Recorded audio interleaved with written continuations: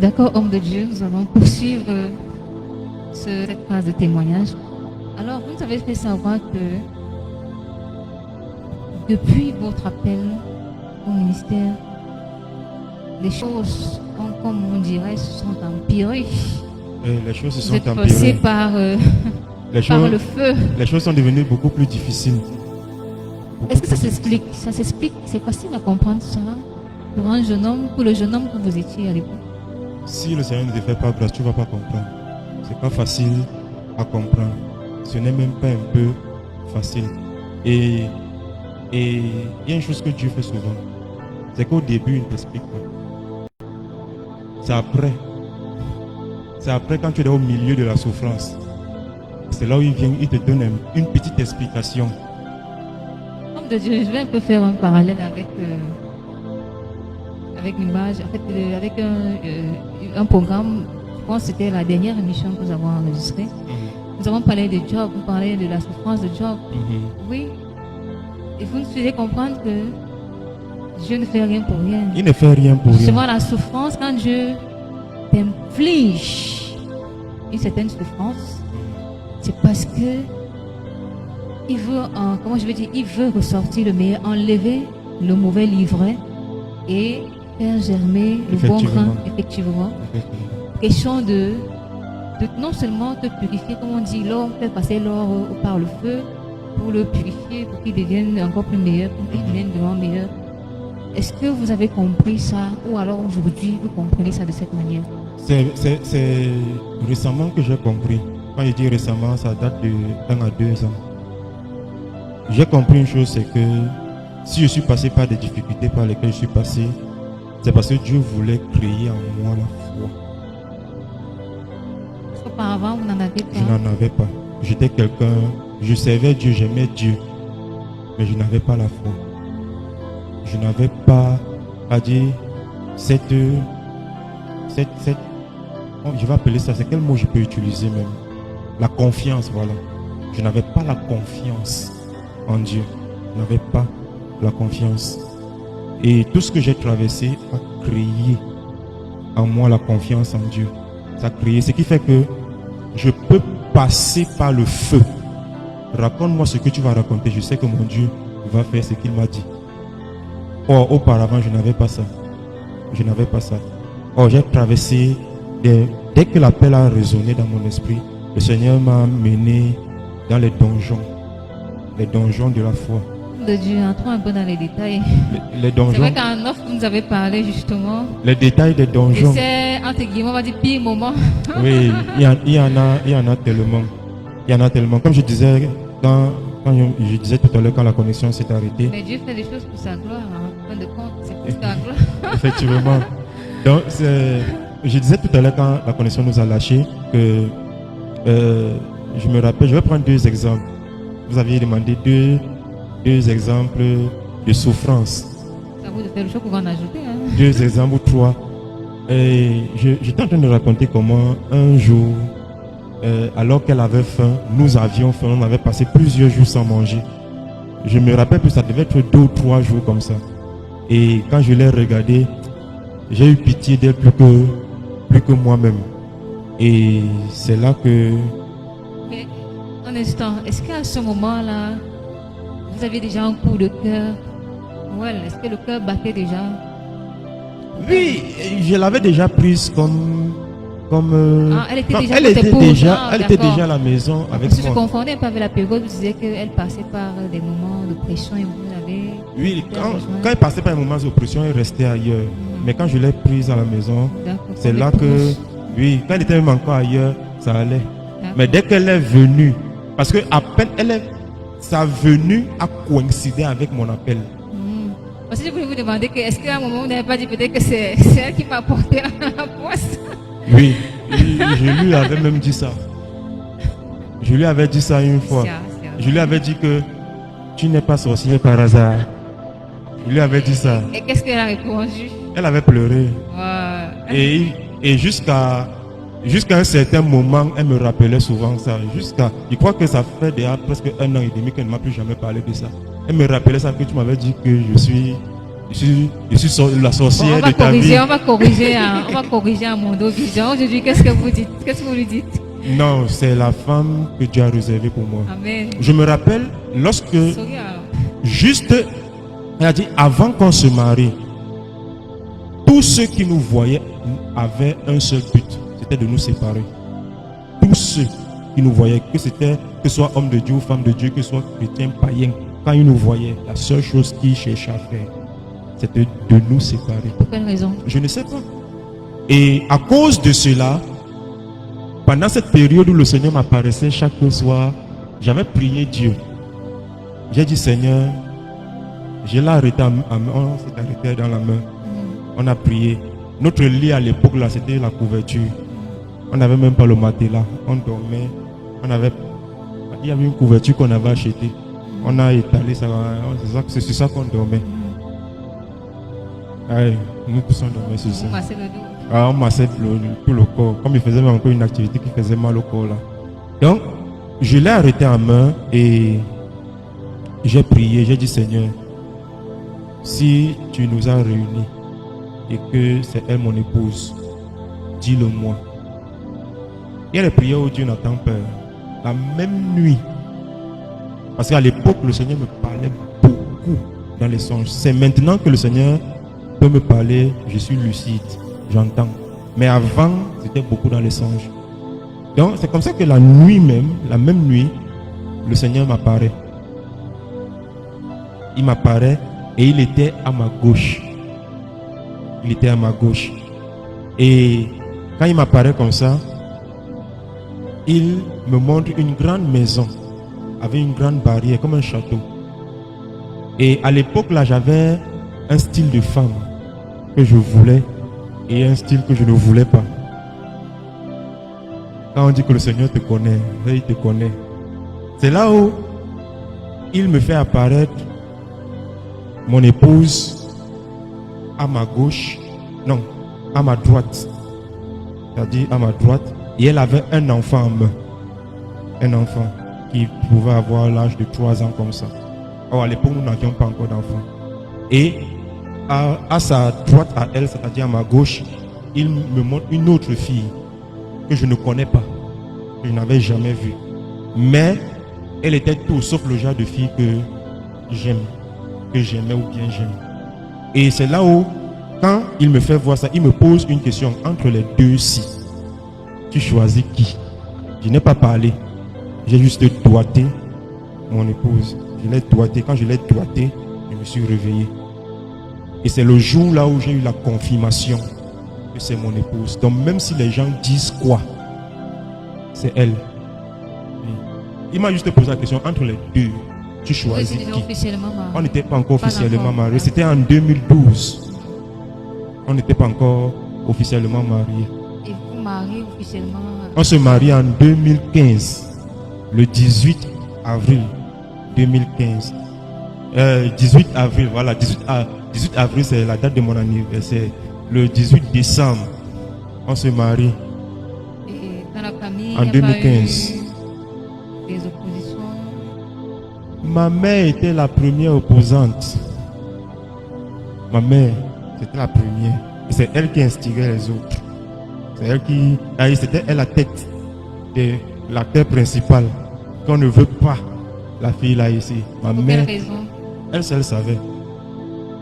Je ne connais pas. Pour vous dire vrai, je ne sais pas.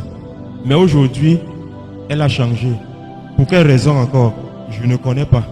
Gloire à Dieu, béni au Seigneur. Je ne connais pas. Jusqu'à dernièrement, la semaine passée, j'étais chez ma maman. Elle m'a dit, tu es une bonne femme. Ma mère pouvait dire ça avant, en 2012. Elle ne pouvait pas. Ma mère détestait mon épouse à un niveau où je ne peux pas, je ne sais pas. Elle a détesté, mais gloire à Jésus, les choses sont bien aujourd'hui. Amen. Donc, elle et moi, mon épouse et moi, nous avions passé vraiment beaucoup de difficultés. Je me rappelle ce jour-là, je suis sorti, j'ai marché dans le quartier, j'ai coupé la canne. Je suis venu lui donner de sucer. Elle a sucé. Un autre jour, je pars chez mon frère. On finit de causer pendant que les autres sont distraits. J'entre dans la cuisine, je prends les patates. Je sors. Je suis venu lui donner, elle a fait frit. On a mangé.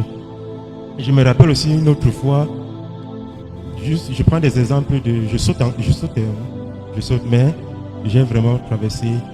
Là, j'étais déjà ici à l'église à Réma, chez le prophète de Canet Ferdinand, et j'habitais chez un frère, un serviteur il habitait à Emana Village. Emana Village, ce n'est pas Emana la ville, hein. Emana Village, c'est-à-dire au pied des collines qui sont là-bas. Et c'est là-bas que j'habitais avec lui. Je me rappelle un jour, parce que j'avais l'habitude, même l'argent de taxi, je n'avais pas. L'argent même pour manger, je n'avais pas. Ma nourriture à cette époque-là, mon repas préféré à cette époque-là, c'était les sakis. Les sakis, c'est quoi? Les sakis, c'est le maïs grillé que les Aoussa font avec l'arachide là. Ça coûtait 50. Et c'est ça que je mangeais. Et je me rappelle ce jour-là, j'avais un casque à l'époque, un casque haut. J'aimais toujours écouter, avec lequel j'aimais toujours écouter la musique. Et je suis quitté là-bas, à pied. À l'époque là, l'église était ici à 11h. Je suis quitté à pied, marcher. J'ai pris le raccourci pour sortir par Carrefour Sorcier et tout. Quand je suis arrivé là au Carrefour Sorcier, j'ai éteint le casque. Parce que j'étais fâché. J'ai éteint. Et que je ne chantais plus. Parce que j'aime chanter. Et que je ne chante plus. Et quand j'éteins comme ça, quelques minutes après, la voix du Saint-Esprit résonne dans mon esprit. Pourquoi tu as éteint ton casque? Il me pose la question, pourquoi tu as éteint ton casque? Il ne lui a pas dit pourquoi j'ai éteint le casque. Il a dit, quand on dit souvent on prend quelqu'un en sandwich, il est récupéré. Il a dit que quand je souffre comme ça là, tu es content. Toi ça te plaît. Il lui a donné l'ultimatum. Il lui a dit que comme je pars à l'église là, si je rentre encore à pied, moi et toi, non. Quand il lui a parlé comme ça, il n'a rien dit. Je suis parti à l'église. On a fait culte. Et c'est comme si c'est le Saint-Esprit même qui avait fait le culte là, a duré le jour là, jusqu'à 21h, 21h30. Quand on finit le culte, il a dit même le courage de demander l'argent à quelqu'un. Ça m'avait dépassé. Vous avez dormi à l'église? Oh, je n'ai pas dormi à l'église. J'étais rentré le jour là, à pied encore. Je suis arrivé à la maison vers 1h, 2h moins. Et quand j'arrive, j'étais fâché. Encore? Et que j'étais fâché. Le cœur était gros. Quand j'arrive dans la chambre, je me couche. Je regarde la toiture, il n'y avait pas de plafond, je regarde la toiture. Je sens, je ne vois pas, mais je sens une atmosphère comme un vent qui descend et traverse la toiture, vient vers moi et me saisit. Et j'entends sa voix, il commence à me consoler, il me parle. Pendant qu'il me parle, l'amour de Dieu, a dit le feu renaît encore dans mon esprit. Le lendemain, il partait à l'église, je ne regardais pas qu'il était à pied. Il chantait tout. Donc, c'était des moments très difficiles. Très difficiles. Dieu permettait un peu, avant ces moments et avant votre appel, vous aviez quand même entendu parler de l'appel. Je veux dire, dans le terme même, dans le sens propre du terme. Non. Vous ne savez pas ce que c'est. Je ne savais pas ce que c'est que. Parce que je voulais vous demander quelle est l'image, quelle est la pensée, la vision que vous avez. Non, je de ne. l'appel. À la vraie église, la seule personne qui était censée être appelée, c'était l'apôtre, c'est-à-dire le visionnaire. Le reste là, c'était juste des serviteurs. Donc, si l'apôtre peut-être ou bien les pasteurs qui sont là t'ont détecté, ils te prennent, ok, tu deviens aussi serviteur, après à un moment donné tu deviens pasteur, à un moment donné peut-être on peut te dire que tu es diacre, mais dire que quelqu'un va recevoir l'appel, moi je ne connaissais pas ça. C'est que si on comprend bien, votre appel vient directement du Seigneur. Il n'est pas passé par une personne. Mon appel n'est pas passé par un homme. Personne ne m'a dit le Seigneur t'appelle. Personne. ne m'a Personne ne vous a dit. dit auparavant que vous allez servir Dieu. Personne ne m'a dit auparavant tu vas servir Dieu. Personne ne m'a dit tu es un prophète. Personne ne m'a dit tu es un serviteur de Dieu. Et personne ne m'a dit, je ne sais pas comment je vais expliquer ça. Je n'avais jamais reçu une prophétie dans ce sens. D'abord, même pas que dans ce sens, que ce soit dans n'importe quel sens, je n'avais jamais reçu. Jamais, jamais. Donc je ne savais même pas ce que c'est que l'appel. Je ne savais pas. Je ne savais pas. C'est en 2012, quand le Seigneur lui-même vient, il m'ouvre les yeux, je commence à comprendre les choses. Seul, il m'ouvre les yeux. Et en passant, le Seigneur m'a interdit l'école de théologie. En 2012, quand il m'appelle. Justement, je voudrais vous demander de nous parler un peu de vos premiers pas dans le ministère. Comment c'est passé? Est-ce que vous avez eu des encadreurs? Est-ce que vous avez eu des personnes qui vous ont impacté, qui vous ont accompagné, qui vous ont soutenu, qui vous ont enseigné? Oui, j'en ai Comment eu. est-ce que vous arrivez? Comment vous êtes arrivé là aujourd'hui? J'en ai eu tellement. J'en ai eu tellement. Quand le Seigneur m'appelle au ministère, à cette époque-là, j'avais une petite télé de, je crois que c'était 15 pouces. Les télés cathodiques, les anciennes télés là. Oui. Et j'aimais regarder une émission LM, une chaîne LMTV qui existe encore jusqu'à aujourd'hui. LMTV. Et j'aimais toujours voir l'émission Parole de vie. Chaque fois que je regardais l'émission, c'était une parole que le Seigneur m'adressait. Chaque fois que je regardais l'émission, et j'aimais écouter le pasteur. À l'époque là, c'était jusqu'à présent, il est toujours passé, le pasteur Félix Kwame. J'aimais beaucoup l'écouter. Et hormis lui, j'aimais beaucoup écouter aussi parce que à cette époque là, j'avais je ne sais pas si c'était le téléphone, c'était quoi, c'était la radio, mais j'étais tombé sur une radio. Et chaque fois que j'écoutais l'homme de Dieu là dans la radio, Chaîne de radio. le Saint-Esprit a dit, je n'avais jamais expérimenté ça, mais je vivais ça. Le Saint-Esprit, quand Élisabeth, avait dit à Marie que le Saint-Esprit a tressailli en moi, a dit, chaque fois que j'entendais cet homme parler, je sentais comment le Saint-Esprit était content en moi, était en joie. Et c'était le prophète Kenneth Ferdinand. Je l'écoutais à la radio. Je l'écoutais à la radio. Alors pendant que je l'écoute comme ça, je suis attiré vers lui.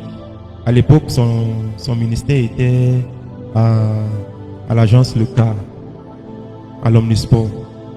C'est comme ça, alors là où il y a actuellement Orca. C'est comme ça que quand je me sens attiré par lui, j'assistais souvent à ses cultes. Beaucoup plus aux Nuits des Flammes. Quand il organisait les Nuits des Flammes, je venais souvent là. En quelle année précisément? Essayez de nous situer. 2012. 2012, fin 2012 comme ça. Oui. C'est comme ça donc que je commence à aller là-bas. Donc j'avais arrêté d'aller du côté de Tongolo. Je venais ici à l'agence, à Rima, au niveau de quand c'était encore l'agence locale. Et des fois je venais même à pied. Je me rappelle une fois, je partais à l'église comme ça, c'était un vendredi. Tellement j'avais faim et je n'avais que 150 en main. 150 francs. Et j'ai regardé que les 150 francs, si je prends le taxi, ça ne va pas m'amener là-bas. Ça peut me limiter quelque part. Quand je vois ça, je dis non. Mieux je marche. Et quand je marchais comme ça, je suis passé par Mfundi. Je suis arrivé au marché Mfundi. J'ai acheté les carottes de 150. À l'époque, là, les carottes étaient... La carotte de 50, c'était le ballot comme ça, là. Imagine pour 150. J'ai lavé, j'ai gratté là. Et quand j'ai fini, j'ai arrêté les carottes comme ça, en même comme je ne sais pas quoi. Pendant que je chante, je croque la carotte, je chante, je croque. Et je partais à l'église à pied. On a aimé le Seigneur vraiment. Et c'est comme ça. Et c'est comme ça que j'ai commencé à aller. Étant donné que je ne parvenais plus à payer la maison, c'est comme ça que je quitte au Bobogo, là où j'habitais avec ma fiancée à l'époque. Je décide de venir rester chez ma mère. Et en ce moment-là, ma mère restait ici Elle était quittée à Fougerolles, mais elle restait déjà en Colmessa. Et comment on déménage? Même pour déménager, il n'y avait pas l'argent de transport. J'ai pris tout ce que j'avais dans la maison. C'était pas beaucoup, mais j'avais pris tout ce que j'avais dans la maison parce que j'avais acheté un peu, j'avais acheté des bouffes, une petite salle à manger de 2 places. Et tout ce que j'avais, il y a une voisine qui on causait beaucoup plus. Je lui ai donné que je vais venir récupérer. Le reste des choses, les habits et tout, on a mis ça dans les sacs et valises. Et elle a porté je ne sais pas si c'était la valise ou le sac qu'elle a porté, mais en fait, on a porté chacun son colis. Ah. Mais j'avais porté sur la tête et j'avais marché de Bobogo en Colmessin à pied parce que je venais rester chez ma mère. Et quand je venais rester chez ma mère, avec Rima, c'était plus loin. Donc Colmessin, Omnisport, c'était plus loin. C'est comme ça donc que j'ai commencé à persévérer à Rima jusqu'à ce qu'on a quitté l'agence Le Cas. On est venu se retrouver ici à Éleveur. À Éleveur, donc à un moment donné, chez ma mère, ça ne donnait pas. Vu que à l'église, elle partait, moi je partais pas. Mon épouse, elle n'aimait pas. Donc je vivais l'enfer en fait. Il arrivait des fois, ma mère prépare et ne me donne pas à manger, ni à moi, ni à mon épouse. Et c'était dur. C'est comme ça donc que à l'église, il y a une soeur qui souriait trop et qui avait beaucoup de visions. Jusqu'à ce que j'avais demandé au Saint-Esprit que Seigneur, donne-moi aussi de voir comme la soeur s'y voit. Et c'est le jour là le Seigneur m'avait dit, moi l'Éternel Dieu, je ne parle pas beaucoup. Oui. Donc c'est comme ça qu'on avait demandé à la soeur de nous héberger chez elle. Elle restait toujours aussi en commerce, mais dans une chambre. Donc c'est comme ça qu'on part donc rester chez elle. Et à un moment donné, on se sépare. Elle reste chez la soeur et moi je pars vivre à Imana chez le frère. Donc on se retrouvait seulement à l'église. Et c'est là-bas qu'on a continué à persévérer. Mais toujours étant réservé. Toujours dans mon coin. Réservé dans mon coin. Réservé dans mes choses à moi. Et j'ai beaucoup écouté des enseignements du prophète Ekane. Ça m'a beaucoup fortifié. À la vraie église, j'ai reçu ce que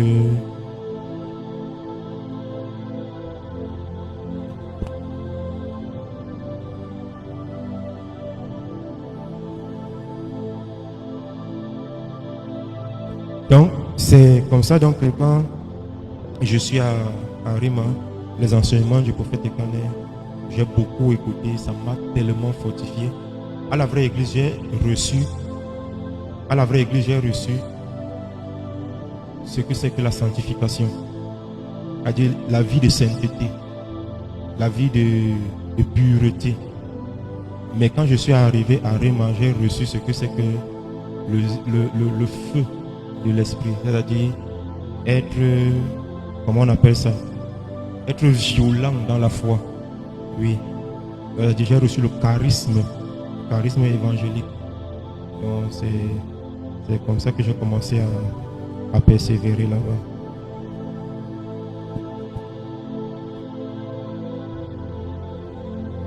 Donc c'est comme ça que j'ai commencé à persévérer. On a persévéré de 2012 à 2014. Et le temps pour moi de quitter Rima était arrivé. C'est comme ça que je quitte. Quand je quitte, je vais à la maison. Je vais à la maison. Je dis Seigneur, je ne vais plus à un autre endroit si tu ne me montres pas où je vais. C'est comme ça qu'un jour donc. C'est comme ça qu'un jour je vais au travail un jour le dimanche. Le dimanche. À ce moment-là, je travaillais dans un cyber à la rue Fouet. Et quand je travaille là-bas, Le dimanche, j'arrive, le Seigneur me dit, viens et va à l'église. À l'église, je ne sais pas dans quelle église il faut que j'aille. Je ne sais pas. Et à cette époque-là, j'écoutais beaucoup Success Radio, la radio du pasteur Alors, Roland, Charles Roland et 4. Et c'est là où je me dis donc, ok, j'avais entendu dans un spot, il y a une église ici à Ngousso, transformateur Ngousso. C'est comme ça donc que je dis que je vais là-bas. Quand je vais là-bas, ce n'est même pas chez lui que j'arrive, mais j'arrive dans une autre église où j'entends les cantiques que j'avais connus à la vraie église. Et je dis, ah, je connais les cantiques, c'est comme ça que j'entre. Et je commence à persévérer dans cette assemblée-là. Là-bas, c'était la Miss Crève chez le pasteur Simon Manguelet. Je commence à persévérer là-bas. Là-bas, qu'est-ce que j'ai appris? Là-bas, j'ai appris comment on appelle ça? Le leadership, c'est-à-dire le respect de l'autorité. Oui. C'est là-bas que moi j'ai appris ça. C'est-à-dire dans chaque endroit où le Seigneur m'amenait, il m'apprenait quelque chose. C'est là-bas que j'ai appris. Et c'est là-bas que j'ai appris à me refroidir. Parce que avant d'arriver là-bas, j'étais très brut. Même en matière de prophétie, s'il faut que je te donne une prophétie, je ne réfléchis pas deux fois. Si ça te fait mal ou pas, je vais te dire ça. S'il y a un reproche que je dois te faire, ne réfléchis pas deux fois. Ça te fait mal ou pas, moi je vais te faire le reproche et tout. J'étais très tranchant. Donc c'est là-bas que j'ai appris à être plus calme, à être plus posé. Plus posé. Donc c'est de là-bas donc que j'avais reçu la possibilité de diriger plusieurs cellules. Et c'est là-bas que un jour, pendant que je suis en train de diriger la cellule du côté de Mimboman, j'entends la voix du Saint-Esprit qui me dit, qu'est-ce que tu fais assis? Lève-toi et travaille. Et j'avais déjà oublié même en question, en fait j'avais déjà oublié mon appel. Je servais juste comme ça. Et c'est comme ça donc que je suis parti voir le pasteur. Je lui ai dit qu'il faut que je travaille. Je dois faire ce que le Seigneur m'a mandaté de faire. Et c'est là où je leur ai fait part de la vision que le Seigneur m'avait confiée. Il m'avait confié. Et quand je leur ai donné la vision, comme je vous ai cité tout à l'heure, dans la première partie, ils se sont moqués.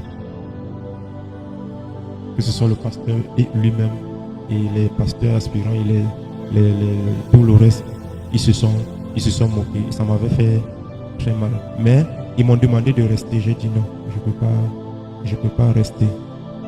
Et c'est comme ça qu'un dimanche, il annonça à l'assemblée que je suis en train de partir. Et c'est comme ça que l'assemblée m'a libéré. Je suis parti. Donc, quand je suis parti, je ne suis plus jamais entré dans une assemblée pour persévérer. Je suis entré directement dans mon ministère. C'était en 2019 comme ça. En 2019.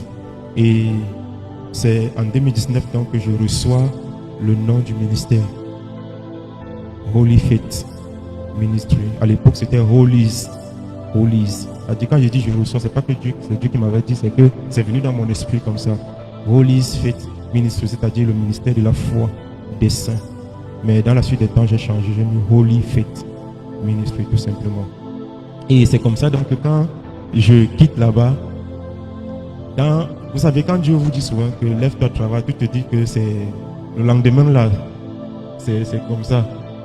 C'est comme ça donc que dans mes différents travaux, je rencontre un jeune homme qui me dit que du côté de Bafia, il y a des possibilités d'établir une assemblée. C'est comme ça que je pars à Bafia. J'abandonne ma famille. Je me rappelle le jour là quand je partais, je les avais laissés 5 000 francs. Je les abandonne et je pars pour le ministère. Il y a une maman là-bas à Bafia qui m'a reçu très bien. Elle m'a reçu, mais les choses ne se sont pas passées comme moi je pensais dans ma tête. Au départ, j'évangélisais parmi. Quand on parle de la souffrance que Dieu a voulu me faire traverser, c'est vraiment terrible. C'est-à-dire, j'évangélise. C'est là où Dieu dit que d'accord, tu as fini d'évangéliser. Maintenant, je te bloque les portes. Tu vas chercher le travail. Et c'est comme ça que je cherche le travail. Je commence à vendre les gâteaux dans les seaux, dans les brouettes. Et je vends, a dit pendant que je vends à ceux même que j'ai prêché l'évangile. Vous ne pouvez pas imaginer la douleur de ça. Mais Dieu, je vais demander, mais qu'est-ce qu'il y a d'anormal dans ça? C'est pas anormal Est-ce selon que c'est Dieu. mauvais de Ce n'est se pas- battre, de ce se n'est- chercher, Ce n'est pas mauvais. de dépendre de quelqu'un? Ce n'est pas mauvais. C'est pas mauvais. Mais il y a quelque chose qui est écrit dans la parole de Dieu. Ok. Ce n'est pas mauvais. C'est que quand Jésus était retourné dans sa ville natale, la parole de Dieu nous fait comprendre que Jésus n'a pas fait beaucoup de miracles dans ce lieu-là. Pourquoi? Parce que les gens n'avaient pas cru en lui. Pourquoi? Parce qu'ils se disaient que, mais est-ce que ce n'est pas le type avec qui on a grandi ici? Est-ce que ce n'est pas le fils de Marie ici? Ce n'est pas le fils de Joseph, le charpentier et tout? Ce qui fait que l'œuvre de Dieu dans leur localité a été réduite. Donc ce qui fait que, en fait, il y a un niveau lorsque quelqu'un doit recevoir la grâce venant d'un homme de Dieu.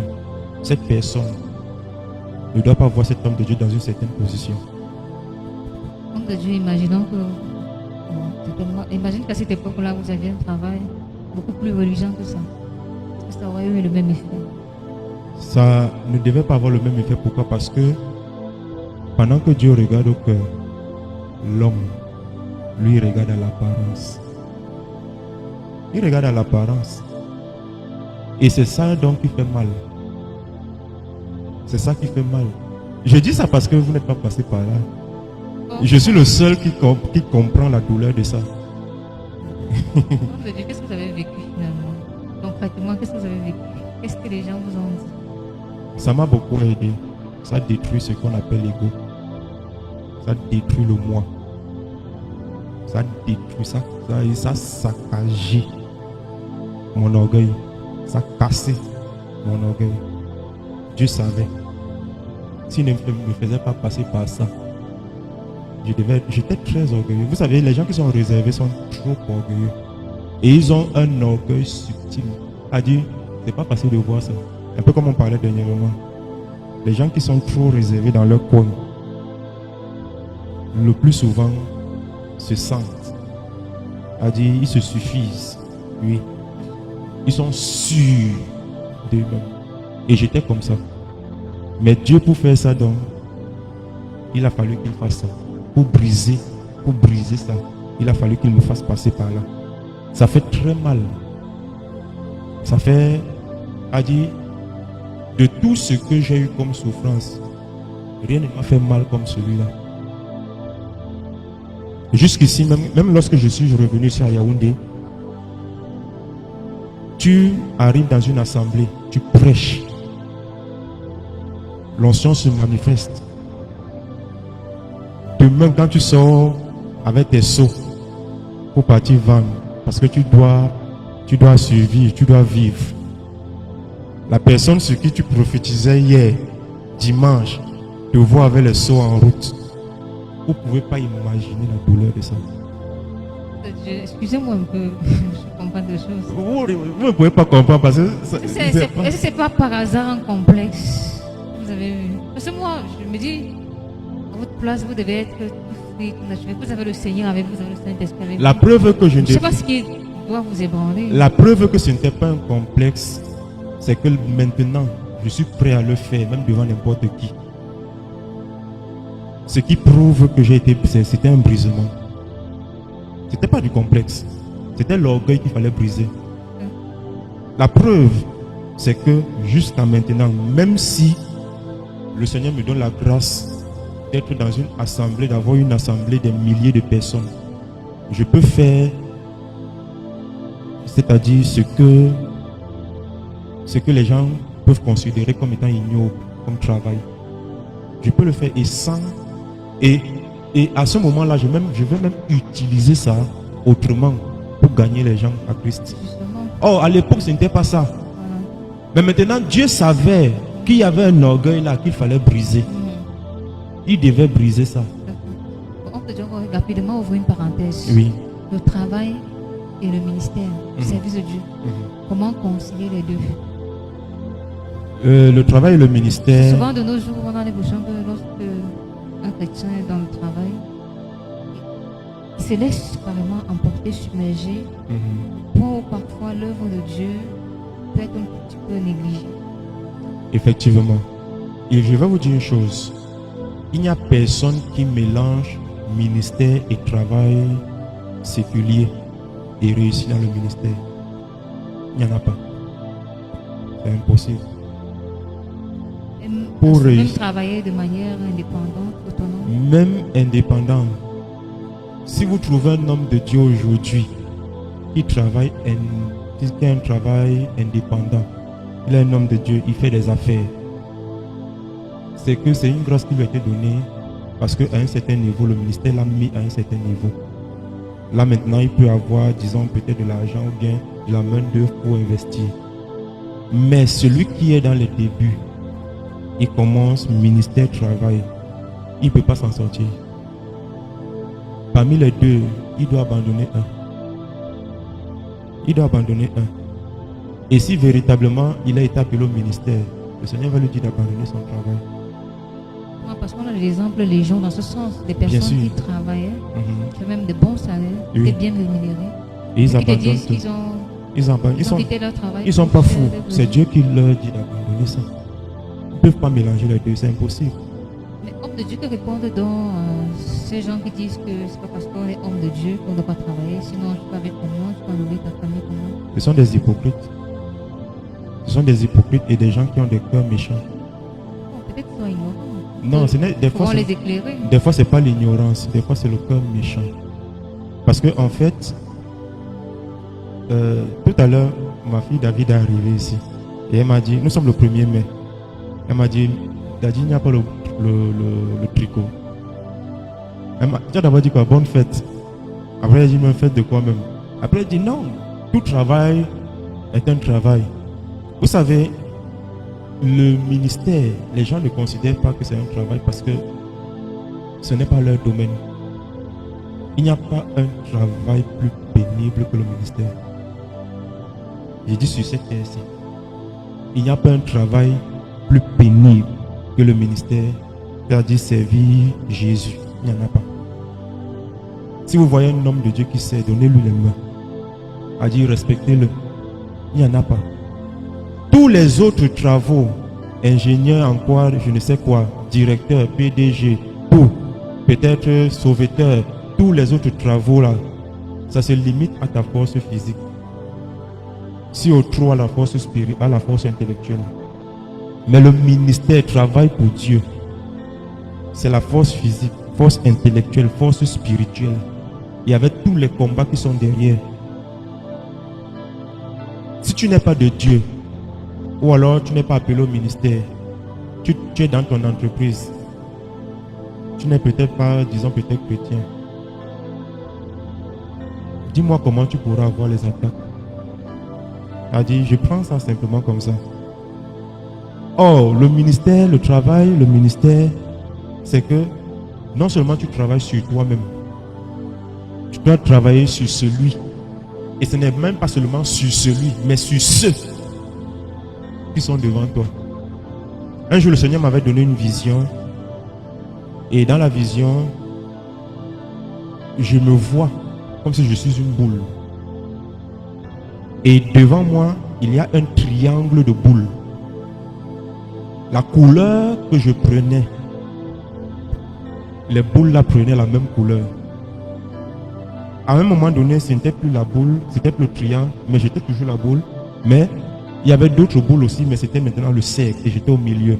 La couleur que je prenais, les autres prenaient. Et c'est là le Saint-Esprit me dit, il me dit, veille à ce que, tel que tu es dans le spirituel, que ceux qui sont avec toi soient aussi comme ça.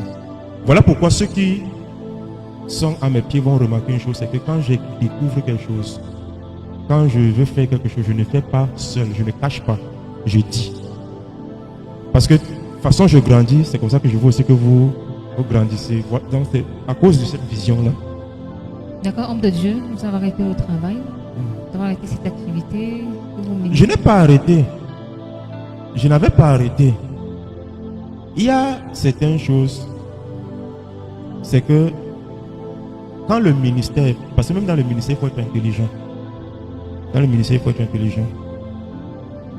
Quand le Seigneur t'appelle au ministère et que le ministère est encore individuel, c'est-à-dire le ministère, ce n'est que sur ta vie, tu peux t'organiser, tu travailles encore. Ça va beaucoup t'aider. Mais lorsque le ministère quitte maintenant de toi pour se répandre sur les autres, c'est un autre travail que tu es en train d'embrasser. Et le reste là, il faut laisser. Mais moi, je n'avais pas laissé très tôt. Je n'avais pas laissé parce que, comme je disais tout à l'heure, il y a une chose que Dieu voulait travailler en moi, la confiance. Je ne connaissais pas avoir confiance. Je ne connaissais pas avoir confiance. Donc, ce qui faisait que, et naturellement, je ne suis pas quelqu'un de faible. Donc, ce qui fait que tu ne peux pas me faire le chantage. Si tu me refuses quelque chose, moi, mais je ne vais pas chercher ça en travaillant. Donc, ce qui faisait que, même si c'était comment, je voulais toujours chercher quelque chose à faire. Je devais toujours avoir quelque chose à faire. Mais à cause du ministère, à un moment donné, il a fallu vraiment que j'arrête. Et ça ne fait pas longtemps que j'ai arrêté. Ça ne date même pas encore de... Ça fait déjà 6 mois. Ça va déjà presque à 6 mois. D'accord, homme de Dieu, comment vous parvenez donc vous avez une famille, vous avez une femme, vous avez des enfants. Comment est-ce que vous parvenez à vous occuper de toutes ces charges que vous avez? Il y a une vision que le Seigneur avait donnée à mon épouse quand on était encore au Bobogo. Ma vie a été faite de visions. Et dans la vision, le Seigneur lui parle. Et le Seigneur lui dit que, en fait, lui montre quelque chose. Il lui montre comment, je ne sais pas si je vais me rappeler, il lui montre comment elle me soutenait en fait. Elle me soutenait, elle me portait. A dit discrètement. Voilà pourquoi vous allez remarquer que mon épouse dans le ministère, je ne la mets pas trop en avant. Oui, parce que ce n'est pas son appel. Son appel, c'est l'intercession dans le secret. Elle me soutient dans le secret. Et c'est vraiment ce que le Seigneur fait actuellement. Oui. C'est par elle que le Seigneur passe pour subvenir aux besoins de la maison actuellement. Oui. En attendant que le Seigneur m'ouvre les portes financières, c'est par elle que le Seigneur passe. Depuis un bon bout de temps, depuis un certain moment. Et ça se passe bien par la grâce de Dieu. Tout se passe bien par la grâce de Dieu. Au départ, ça a failli me déranger. Ça a failli me déranger. Vous savez, c'est pas facile que l'homme accepte que c'est la femme qui donne l'argent de ration. Et même s'il accepte à un moment donné, quel que soit le comportement que sa femme va afficher, il va se dire qu'elle affiche ça parce que c'est elle. Et donc ça m'a dérangé un temps, mais gloire soit donnée au Saint-Esprit, il nous a donné la sagesse. Et c'est ce que je bénis je bénis le Seigneur pour cela, pour mon couple. Dieu nous donne, aussi jeunes que nous sommes, Dieu nous donne la sagesse. On n'a pas eu la grâce d'avoir des mentors, des gens, des conseillers, des parents qui doivent nous conseiller dans le mariage. Mais Dieu nous conseille, il nous donne sa sagesse. Donc pour l'instant, le Seigneur passe par elle. Il passe par elle. Il fut un temps, le Seigneur m'avait ouvert des connexions, même hors du pays. Et les gens me bénissaient. Mais à un moment donné, le Seigneur lui-même a fermé les portes. C'est pas elle. Et je ne sais pas pourquoi le Seigneur fait ça. Je ne sais pas. C'est pas elle qui le fait. C'est pas elle. Et ce qui fait la beauté de ça, c'est que si je n'ouvre pas la bouche pour dire, tu ne peux pas savoir. Tu ne peux pas savoir. Elle garde le silence. Oui, elle garde le silence. Même si c'est elle qui a acheté. Quand tu vas lui demander qui a acheté, elle va dire c'est moi. Elle va dire c'est mon mari qui a acheté. Quand on sort même pour acheter des choses, c'est pas elle qui sort l'argent. C'est qu'avant d'arriver là-bas, elle me donne l'argent. Et c'est moi qui achète. Vous voyez, c'est des choses, c'est... Oui, je regarde ça. Et je bénis le Seigneur pour cela. Je bénis le Seigneur pour ça. C'est les caractères d'une femme sage. Quand la parole de Dieu dit la femme sage bâtit sa maison. Oui. Je bénis le Seigneur pour cela. Je bénis le Seigneur pour cela. Parce que aussi, elle a trouvé un homme digne de confiance. Gloire à Jésus. D'accord, Gloire à Dieu. Jésus. Parlons maintenant de la Holy Faith Ministry. Racontez-nous de l'histoire. D'accord. Comment naît la Holy Faith Ministry? Je crois que la Holy Faith Ministry est née depuis pour longtemps. Depuis. Mais c'est en 2019. C'est en 2019 que qu'on va commencer à voir la Holy Faith Ministry, c'est-à-dire les affiches sur les réseaux sociaux. On va voir écrit Holy Faith Ministry. C'est depuis 2019 que je commence à parler, à publier sur les réseaux. Donc c'est comme ça que j'ai commencé à prêcher sur les réseaux sociaux. Mais il faut dire que par la grâce de Dieu, la Holy Faith Ministry voit véritablement le jour, je peux dire en 2024. Hein, David? 2024. Oui, 2024, lorsque on se retrouve ici à la maison. On se rassemble ici à la maison. C'est en 2024 qu'on commence à vraiment... Parce qu'avant ça, la Holy Faith existait, mais le Seigneur m'avait amené à travailler dans un autre ministère qu'on appelle Miracle de vie. Oui, où la prophétesse, la visionnaire, c'est la prophétesse Rita Munga. Oui. Donc j'ai persévéré, j'ai servi là-bas, je n'ai pas persévéré, j'ai servi là-bas en tant que leader. Mais la Holy Faith Ministry existait depuis fort longtemps. Donc j'ai commencé là-bas en 2023. En 2023. Et en 2024, c'est là que la Holy Faith Ministry vraiment voit le jour. D'accord, homme de Dieu, parlez-nous un peu de vos difficultés que vous rencontrez avec la Holy Faith. Quelles sont vos faits que vous traversez? Vous nous expliquez maintenant. Quelles sont vos perspectives, vos visions pour la suite? Bon, je vais d'abord parler des visions. De ma vision, ma perspective. Là où je suis là. Seul Dieu connaît. Là, j'ai le ministère.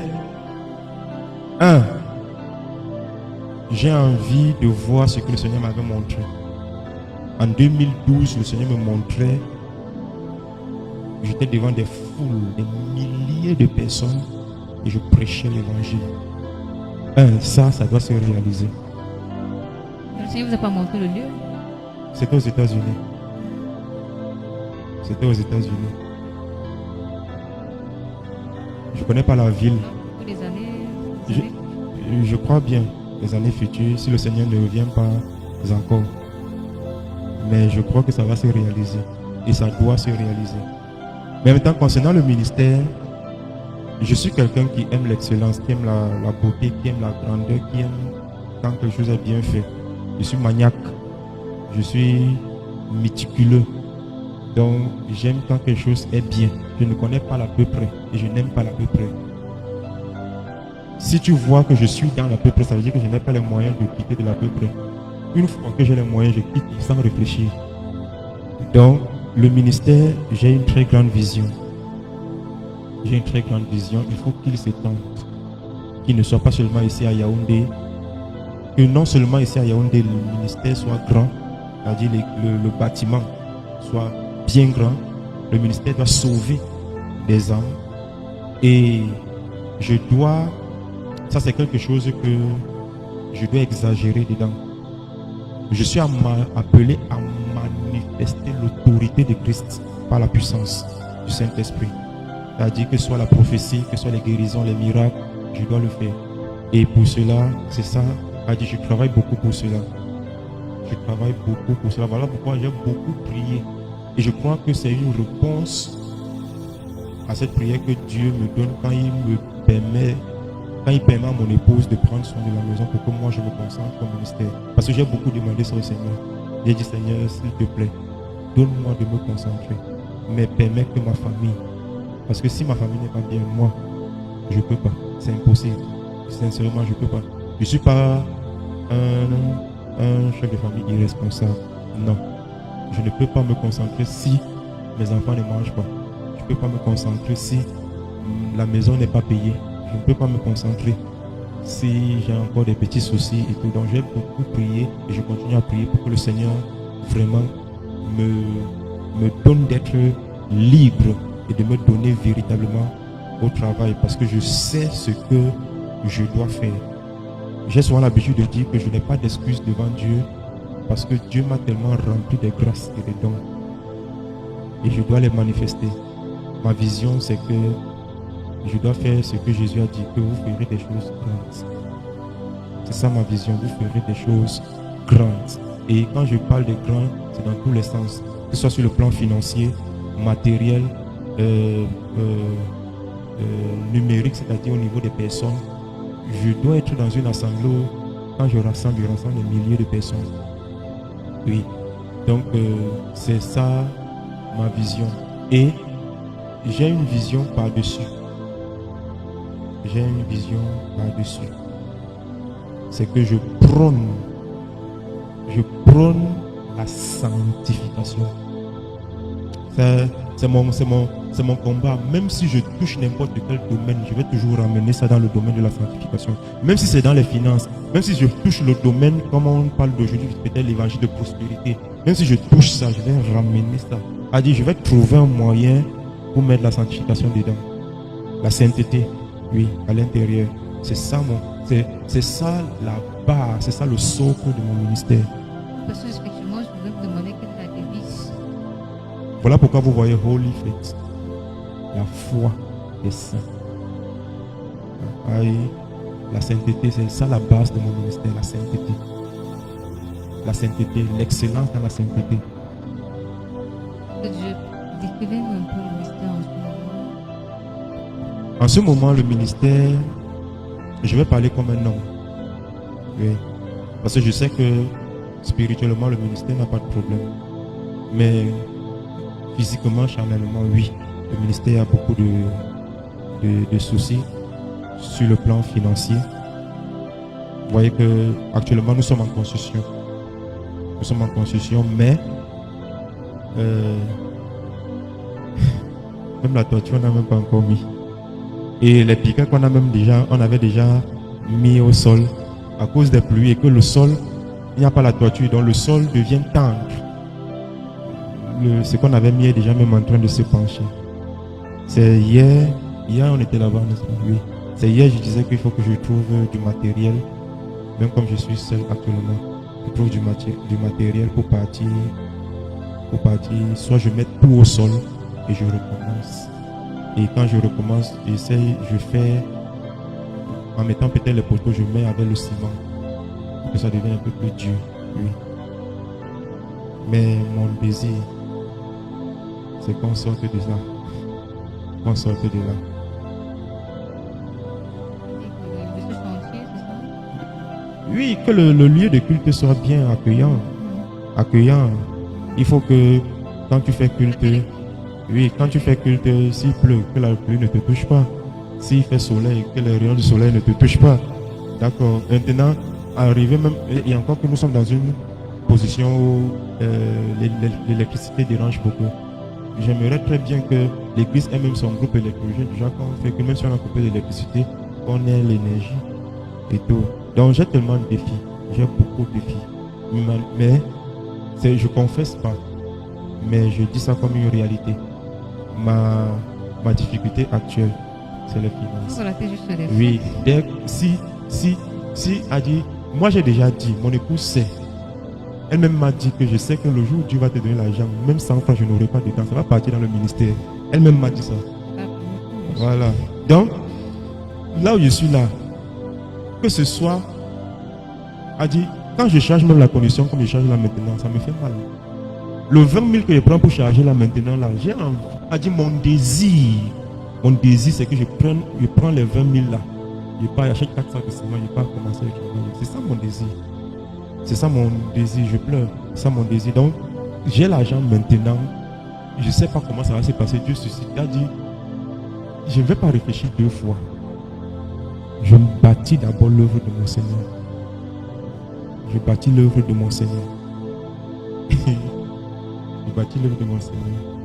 Je ne sais pas si je dois le dire à mon dos vision, mais j'ai reçu. Je n'ai rien à cacher. Parle. J'ai reçu un autre homme de Dieu à la maison. Il m'a demandé que il y a quelqu'un homme de Dieu qui a un chantier, un ministère, qui construit une église. Il fallait le vous. Et il m'a dit que le Seigneur va faire grand, le Seigneur va ouvrir les portes. Gloire à Jésus. Amen. Gloire à Jésus. Il m'a dit que ça va aller, que le Seigneur va susciter des gens, des personnes. Le Seigneur va bénir en fait. Ça Amen. va aller, il m'a dit ça va aller. Gloire à Jésus. J'attends ça. Allez, j'attends ça à toute vitesse.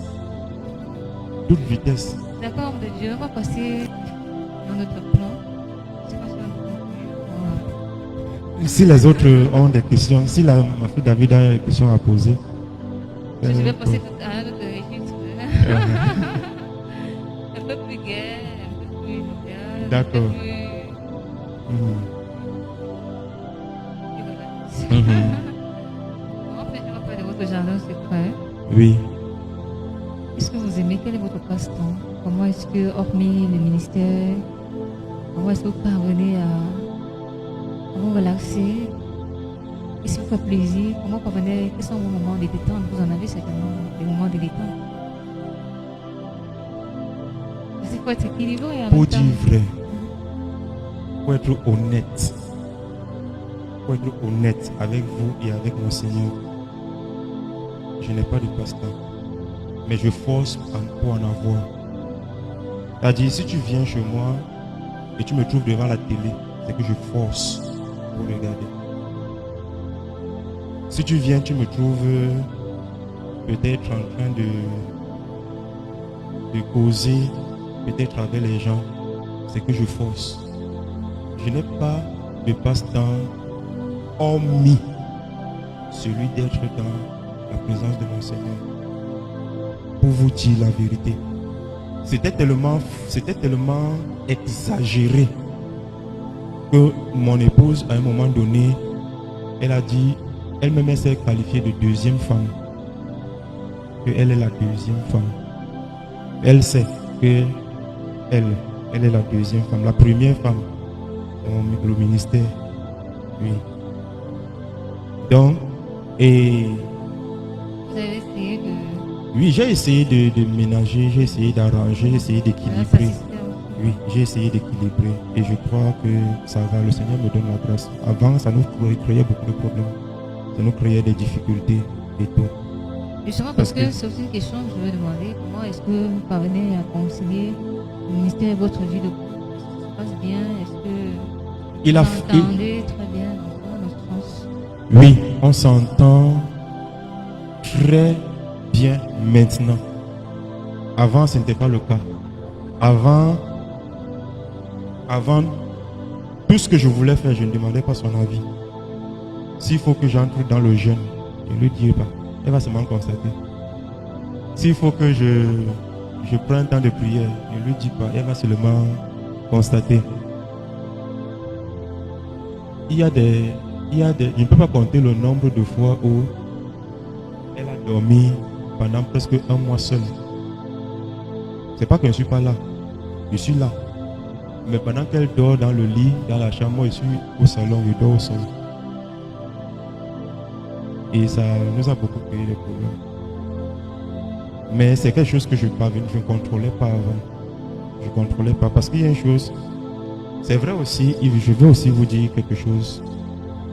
Et ça, c'est la vérité. Vous savez, quand... Et là, c'est une prière que je fais en même temps. Que le Seigneur m'aide. Vous savez, quand vous passez des moments difficiles, quand vous passez des moments de difficultés, des moments de donjon, la distraction est beaucoup plus proche de la personne.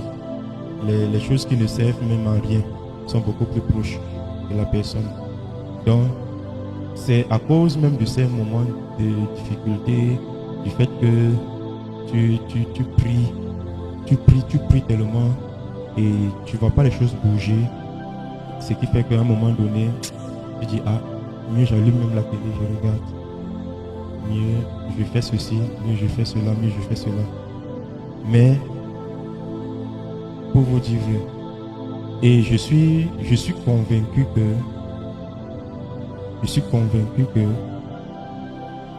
si le ministère, ou alors pas quand le ministère va réellement, c'est-à-dire réellement entrer dans son maximum, je suis sûr que je vais redevenir la personne que j'étais. Mais ça va créer moins de problèmes. Pourquoi? Parce que d'un autre côté, mon épouse aussi, elle est déjà mature. Oui, elle est déjà mature, elle comprend. Elle peut rester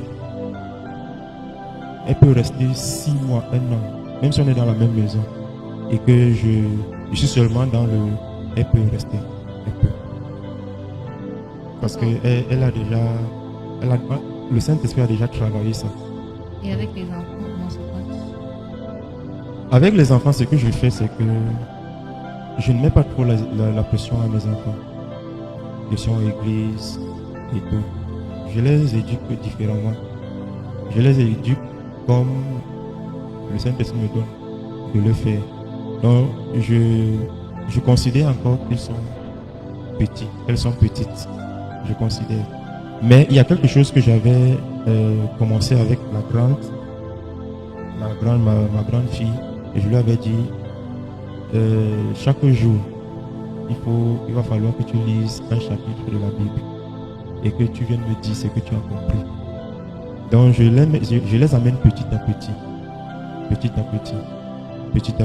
Des fois Elle s'intègre, elle coopère. oui, elle coopère.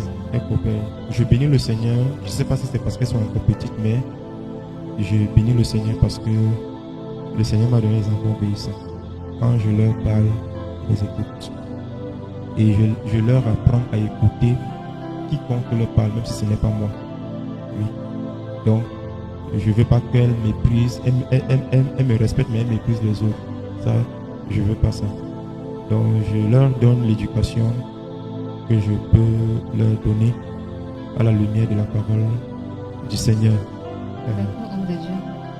Alors maintenant, passez à votre table. Qu'est-ce que l'homme de Dieu? Quel est le plat que vous ferez alors le menu de l'homme de Dieu? Le plat préféré, oui, de l'homme de Dieu. Plat préféré. D'accord. En matière de nourriture, je suis très compliqué. Je suis beaucoup compliqué. Finalement, avec vous, il n'y a aucune réponse facile. Hein? Oui. Je suis très compliqué. En matière de nourriture, je suis très compliqué.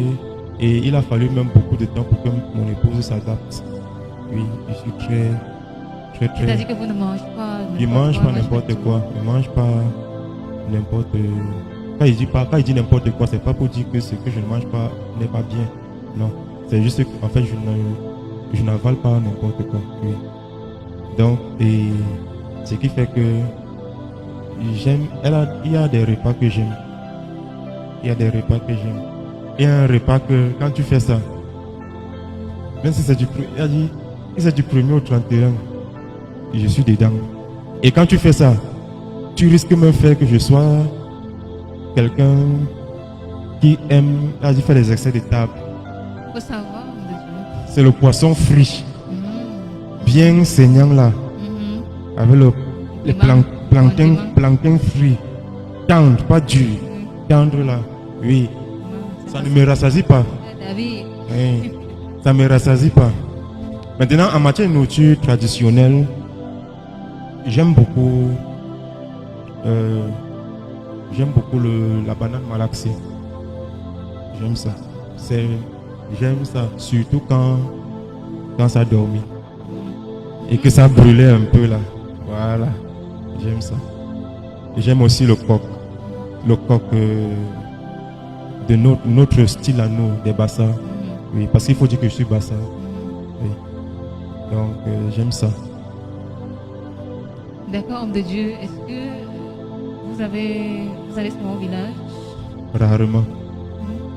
Rarement. Mais il n'y a pas un rapprochement. J'ai beaucoup été au village quand j'étais plus petit. Mais depuis que le ministère a commencé, je me Quels sont les meilleurs déplace. souvenirs que vous gardez? Meilleur souvenir, je me rappelle une fois quand ma mère, c'était en période de Noël. Chaque fois que Noël sonnait, on avait toujours une dernière valise, c'est-à-dire un habit là que on ne porte pas ça toute l'année. C'est à la période là. Ce sont les souvenirs que j'ai. Je me rappelle cette année-là, et on s'était habillé, on est sorti se promener au village là comme ça. A dit tu te sors juste pour te promener. Tu te promènes et après tu rentres, tu enlèves l'habit. D'accord, homme de Dieu, aussi sportif. J'étais sportif, mais j'ai envie de recommencer. J'étais très sportif. Le corps que j'ai actuellement, c'est pas le corps que j'avais. Je suis devenu un peu trop mince. J'étais costaud avant. C'est quoi votre sport préféré? Quand j'étais à l'école, j'aimais trop la course de vitesse. Oui, j'aimais la course C'est de toujours le vitesse. cas ou alors? Je ne suis pas sûr que je peux encore beaucoup courir. J'aimais la course de vitesse et malgré que je savais pas trop jouer au foot, mais j'aimais le foot aussi. Oui, j'aimais jouer au foot. J'aimais le saut. J'aimais beaucoup sauter. Et quand on était en compétition, je sautais les 1, 50, 60, 80, presque 2 mètres. Petit que j'étais, mais je sautais. J'aimais beaucoup sauter. Donc, mais j'ai arrêté. Depuis que je ne vais plus à l'école, j'ai arrêté le sport. C'est vrai, je faisais souvent le sport. J'ai quand même un peu touché les arts martiaux, mais je n'ai pas approfondi. Oui, j'ai touché les arts martiaux, mais je n'ai pas approfondi. Mais à un moment donné, j'ai arrêté. Mais il faut bien que je recommence parce que mon corps, je sens comment mon corps pèse. Il faut que je recommence. Vous avez également des amis? Vous en avez? Je ne peux pas dire que j'ai des amis, hein, sincèrement.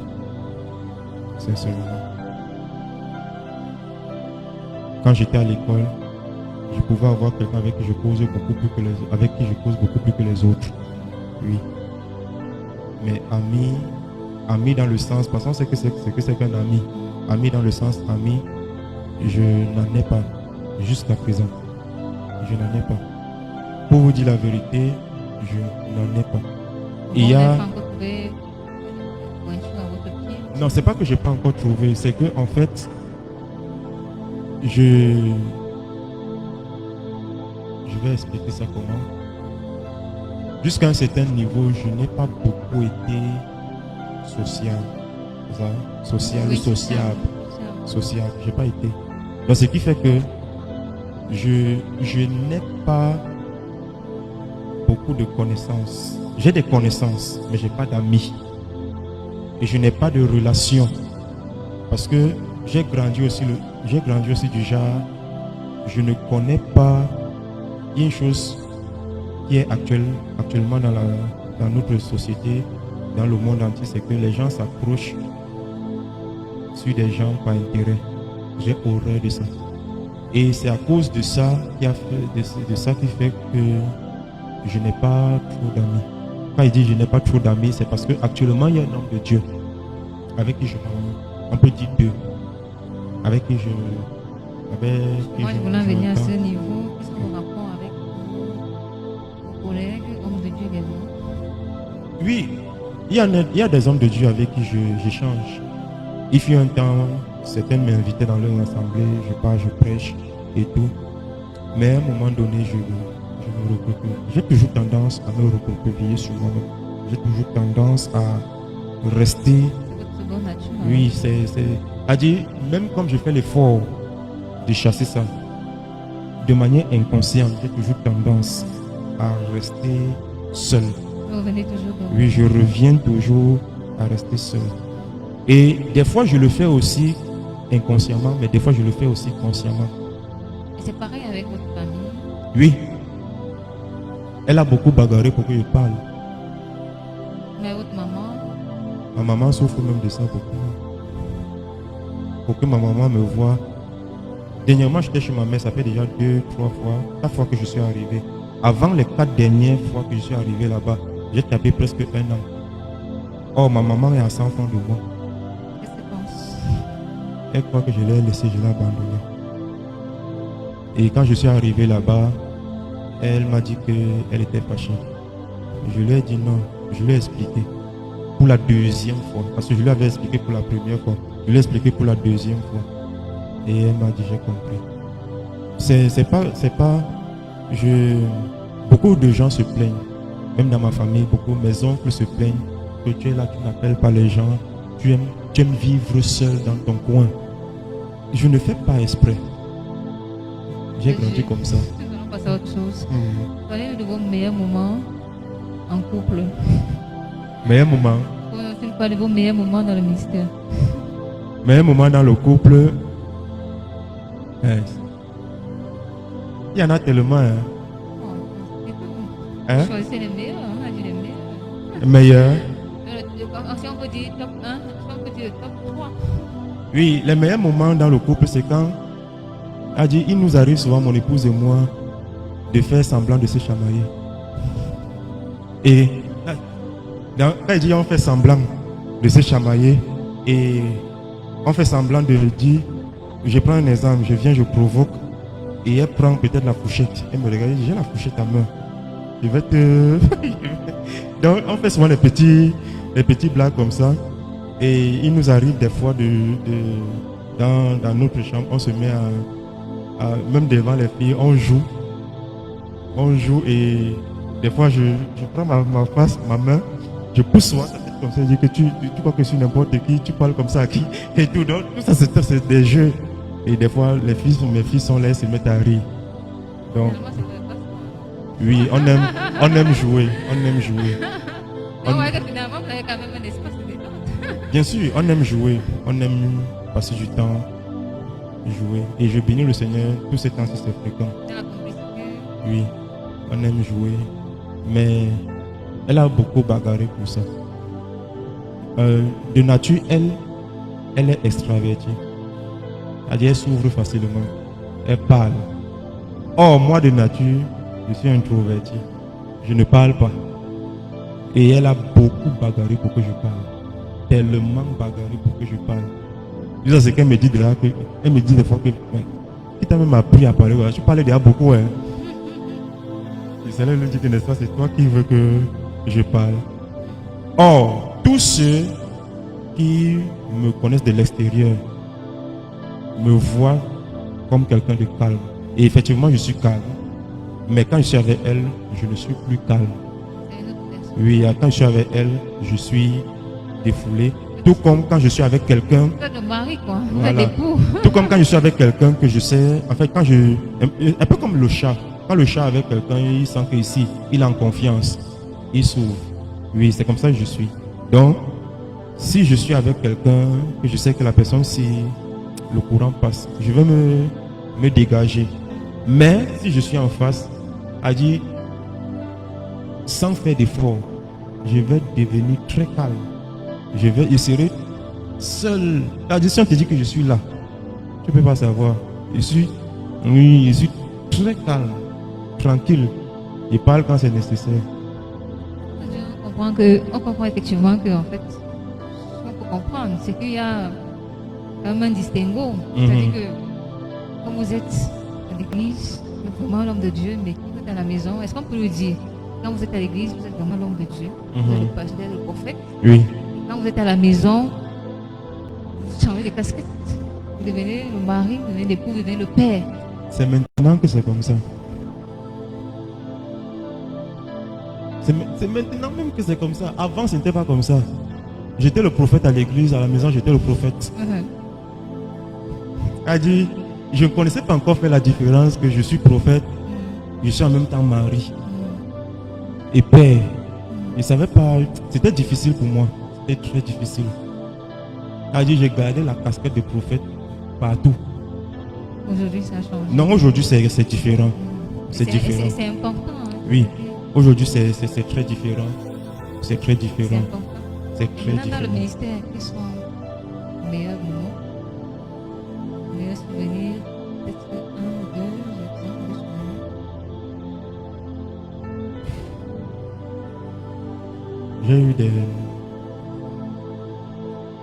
J'ai eu des mauvais souvenirs dans le ministère, mais j'ai aussi beaucoup de bons. On parle de bons, on va parler Oui. des mauvais. J'ai eu les bons. Les bons moments dans le ministère, pour moi, quand je rends ministère et que je sens comment tout ce que je fais là n'est pas dirigé par ma propre personne, je suis plus à l'aise, je suis plus content, je suis plus fier. Oui. C'est mon meilleur moment en fait. Voilà pourquoi je recherche toujours ça. Toujours et toujours ça. Et dans le ministère, je ne regarde pas beaucoup moi. Je me regarde beaucoup plus lorsque je suis dans le secret. Oui. Mais quand je suis devant, je ne regarde pas moi. Donc, ce qui me fait plaisir dans le ministère, c'est quand je vois quelque chose, un peu, je prends un exemple. Ce que j'aime et ce qui m'a toujours plu dans le ministère, c'est que j'aime quand je prie pour quelqu'un. Et ce pourquoi j'ai prié a été exaucé.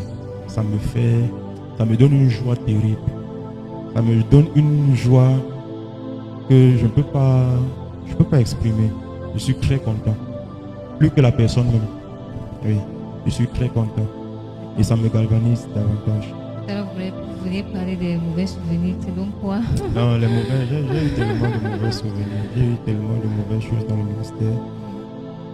J'ai eu les mauvais moments au point où on m'a traité de beaucoup de noms. On m'a traité de beaucoup de noms. On m'a traité de déloyaux, on m'a traité de sorciers, on m'a traité de méchants. On m'a traité de diviseurs. Oui. On m'a traité de beaucoup de noms. De beaucoup de noms. De beaucoup de noms. Je me rappelle quand j'étais... Je ne sais pas si je dois parler. Je donne un exemple. Mieux ne donne pas. Mieux ne donne pas. Sinon ça va... On comprend que c'est pas un chemin facile. Oui, ça va me faire mal. D'accord, de Dieu, quels sont vos rêves pour l'avenir? Vos rêves. Vous rêvez? Vous avez des rêves? Vous avez de voyager? Il fut un temps,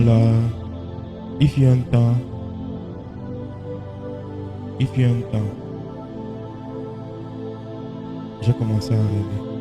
Il fut un temps. J'ai commencé à rêver à partir de...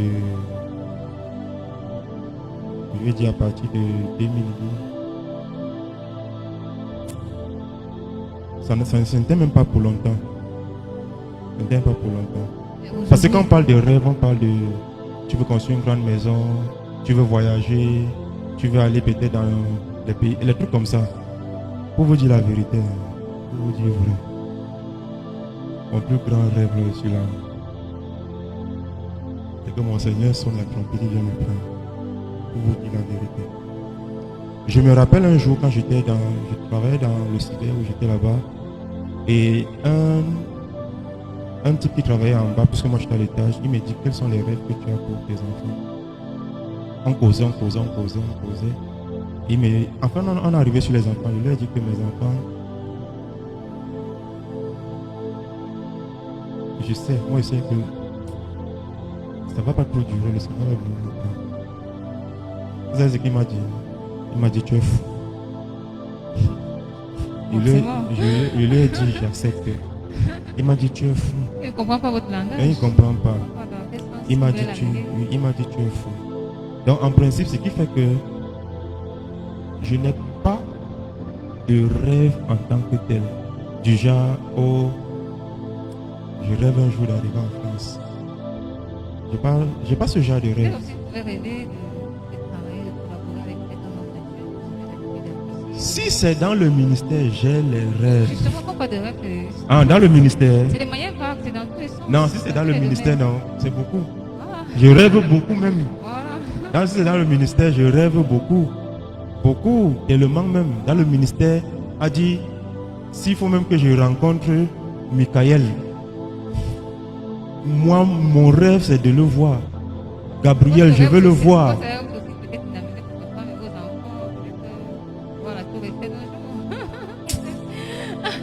Ça n'entre pas dans mes rêves. Pour vous dire la vérité, ça n'entre pas dans mes rêves. Ça peut arriver, gloire à Jésus. Mais ça n'entre pas. C'est-à-dire, je ne peux pas m'asseoir comme ça. Je dis que, vraiment, il faut que je vous amène. Il faut qu'un jour, non, ça n'entre pas dans mes rêves. Je sais que c'est important, mais ça n'entre pas dans mes rêves. C'est pas la priorité, c'est pas ma priorité. Ma priorité, c'est de grandir dans l'appel que Dieu m'a donné, que Dieu m'a confié. C'est ça ma priorité. C'est ça ma priorité. Donc, j'ai pas de rêve en tant que tel sur la vie quotidienne. J'ai pas de rêve. Mais si oui, en matière de ministère, oui, je rêve d'avoir beaucoup d'argent. Des milliards. Pour le ministère. Pour le ministère. Elle pose la réponse. Non, il faut la position vaut la peine, on ne sait jamais. Moi, pour prêter à équivoque. Je veux beaucoup d'argent. Oui. Je veux beaucoup de connexions pour accomplir l'œuvre de mon Père. Là, c'est plus clair. Oui, pour accomplir l'œuvre de mon Père. D'accord. Je ne suis pas... je ne peux pas rester comme ça. Je dis que, oh non, il faut l'argent. Je vais construire une villa. Non. Je sais que j'aurai la villa. Je sais que j'aurai ça. Mais, première des choses, c'est d'abord l'œuvre de mon Seigneur. C'est la première des choses. J'ai tellement cultivé ça que même ma famille commence déjà à comprendre ça. Mon épouse, elle a compris ça depuis. Oui. Elle a compris ça depuis. Ce qui fait ma difficulté maintenant, c'est que le Seigneur me maintient encore dans le manquement financier. Dès qu'il va ouvrir la vanne là, lui-même va comprendre. J'ai souvent l'habitude de dire que Satan lui-même sait que le jour où on va donner l'argent au Tipsy pour le ministère là, moi-même je vais souffrir. A dit lui-même il va souffrir. D'accord, homme de Dieu. Est-ce que vous pensez qu'on a fait le parcours? On a fait le parcours, mais on n'a pas fait tout le parcours. Non, c'est vrai, on peut pas entrer. C'est vrai, c'est beaucoup, c'est vaste. La vie, parler de la vie d'une personne. On a fait le parcours, mais une journée ne suffirait pas. Voilà, on va parler beaucoup d'autres fois. Voilà. Ok, donc je pense qu'on va s'arrêter là. Ma fille David n'a pas la question. Elle est dans l'admiration. Donne-lui le micro, elle a posé une question. Elle est dans l'admiration. Elle contemple. Donne-lui le micro. C'est une adoratrice. Donne-lui le micro, elle a posé une question. Parle sur le micro. Oui, la vérité est que je n'ai pas vraiment de questions.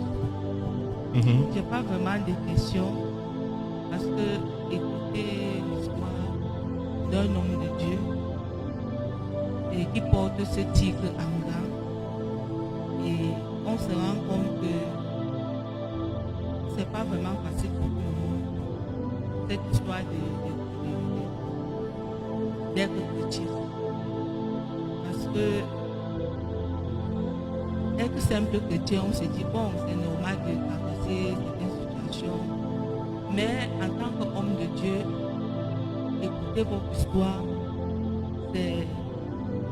pas vraiment, ça n'a pas été possible. Bon, si je peux donc poser une question, comment est-ce que vous avez pu surmonter ça, ces épreuves, toutes ces douleurs, vous avez souffert, vous avez fait comment? Parce que plusieurs tombent, plusieurs abandonnent, plusieurs recouragent. Bon, vous avez fait comment? Qu'est-ce qui a été votre motivation pour arriver au point où nous sommes?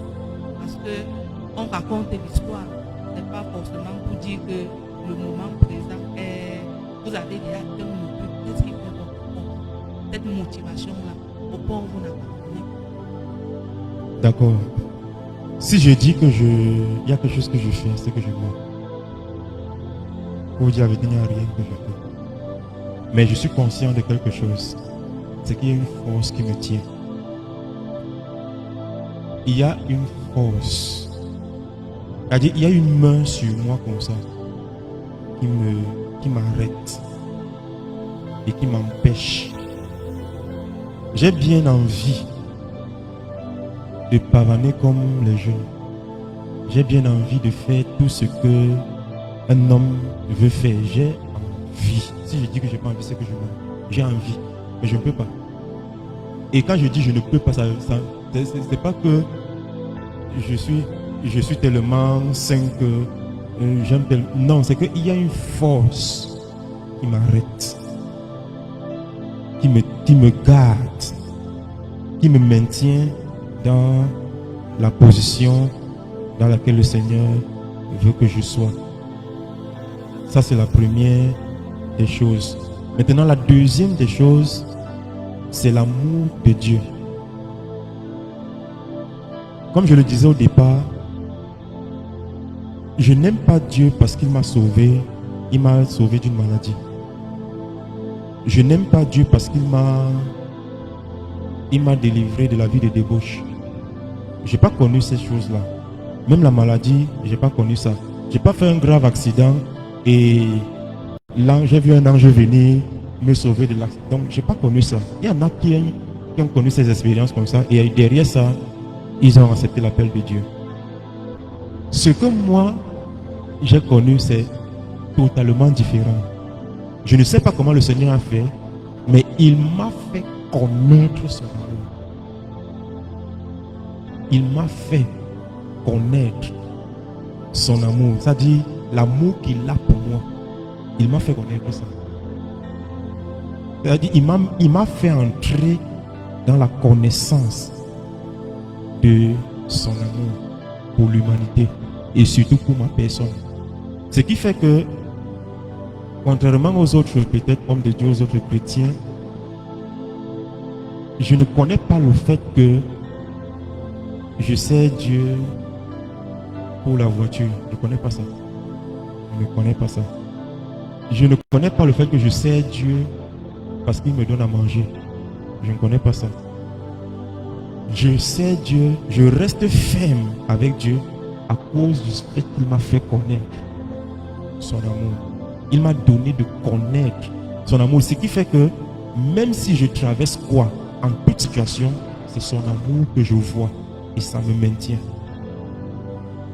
Donc qu'il me donne, qu'il ne me donne pas, je suis zen.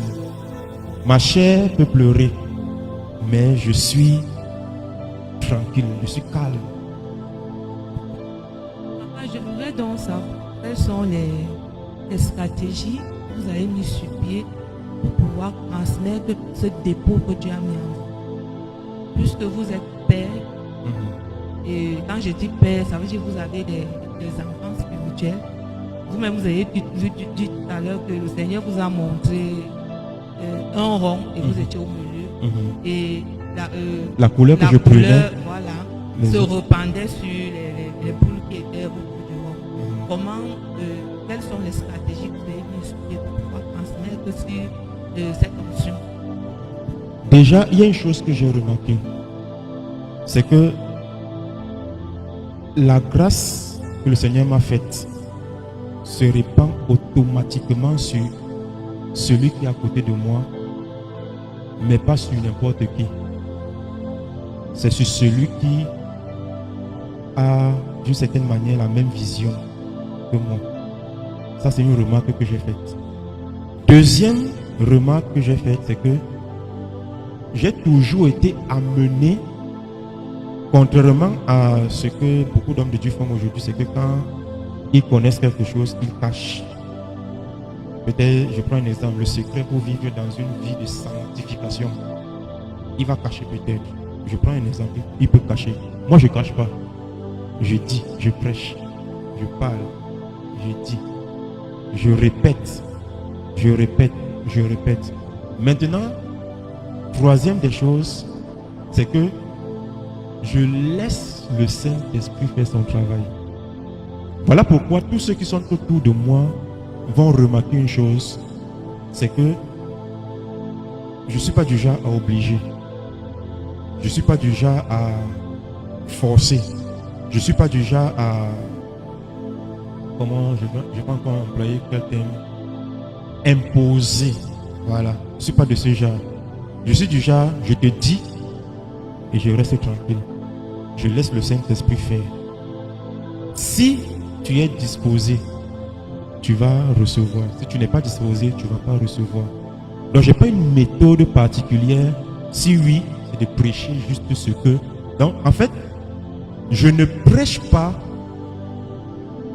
ce que vous avez... Je ne sais pas si beaucoup de gens vont remarquer. Je ne prêche pas ce que j'ai entendu. Non. Il fut un temps, j'ai commencé à le faire. Le Saint-Esprit m'a repris, j'ai arrêté. Et heureusement, je n'ai pas duré dans ça. Et il m'a dit, reviens dans l'appel dans lequel je t'ai mis. Je prêche ma vie, en fait. Tout thème que je présente, ça parle de moi. Je prêche ma vie. Je crois que s'il y a une méthode que j'utilise, c'est la méthode là. Je prêche qui je suis. Je prêche qui je suis. Car je prêche ce que Jésus a fait dans ma vie. Et je le fais de manière subtile, sans toutefois parler de moi, pour ne pas susciter le culte de la personnalité. Mais je fais ça subtilement. Mais je prêche de moi, un peu comme l'apôtre Paul. C'est qu'à un moment donné, il est arrivé, il a dit que soyez mes imitateurs. Lui, il avait même dit clairement que soyez mes imitateurs. Donc c'est ce que je fais en fait. C'est ce que je fais. Et celui qui est à côté de moi et qui est attentif, il va voir. Il va remarquer. Mais celui qui n'est pas attentif et qui n'est pas dans le même alignement prophétique que moi, il ne va pas comprendre. Il ne va pas comprendre et il ne va même pas accepter. Donc je n'ai pas une méthode particulière. C'est que je laisse le Saint-Esprit faire son travail. J'aimerais aussi savoir si... comment je peux poser cette question?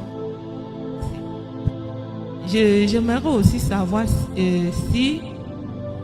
je ne sais pas comment je peux formuler ça.